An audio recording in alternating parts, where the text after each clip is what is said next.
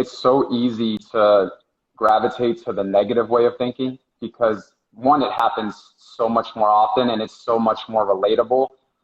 One being, in society, the news and just what people are kind of faced with, whether it is the news or whether it's a situation at home, but automatically you want to go into defense mode. Automatically you want to believe into that fear because that fear seems to be much more easier to hold on to rather than hope or the positive or, what can happen that's going to help me and for my own happiness. And so people kind of put a ceiling on their thinking, one, because they don't know if it's attainable, right?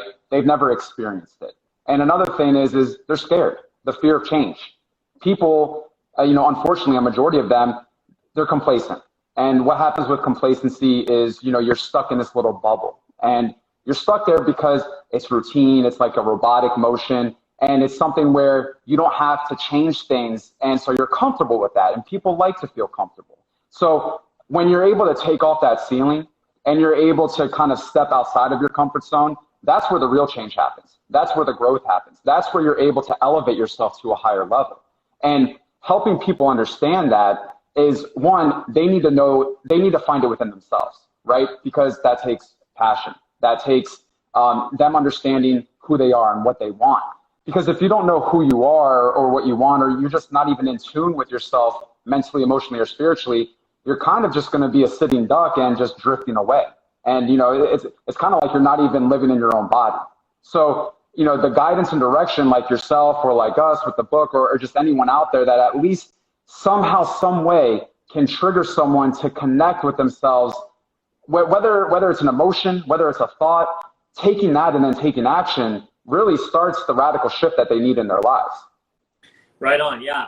And you're right. And it starts with your mindset. So many of our mindsets, and you alluded to it earlier, and, they're coming from a broken system.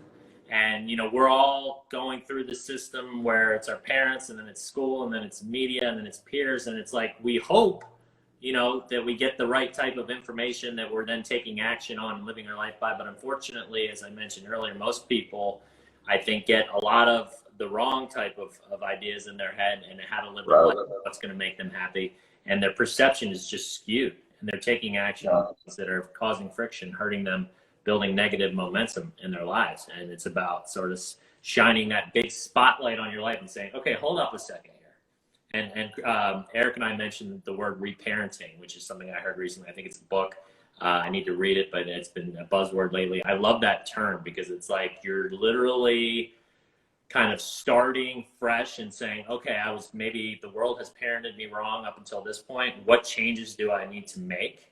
And for me, it's these 5 cores. For you guys, you have your mindset and your 4 others areas. What changes do I need to make to shift the way that I'm not only looking at the world, but then to be able to take action, make commitments, stick to those commitments, and the law of compounding then does its thing. Because I have this thing, it's called the equation of life that I came up with. It's your belief system plus your repeated action plus time equals who you will become, right? And so it's like, okay, what are you operating on? What's your operating system? And then what actions are you taking on that? And then it's not going to happen overnight, but then it's going to become a habit and it's going to eventually form the person that you are. What's crazy is from 0 to 7, we're like robots. We're just processing and we're just really, we're getting all this information, all these behaviors, and then we start to apply those things as we start growing older. Then you also have the upbringing, our environments, our surroundings, all these different things that we see as we start to now get into the teenage years, into the early adult life. And what's the craziest thing about this is who we are in this moment might not actually be who we are. That's just layers of what we've experienced that's kind of put it into us at this current time.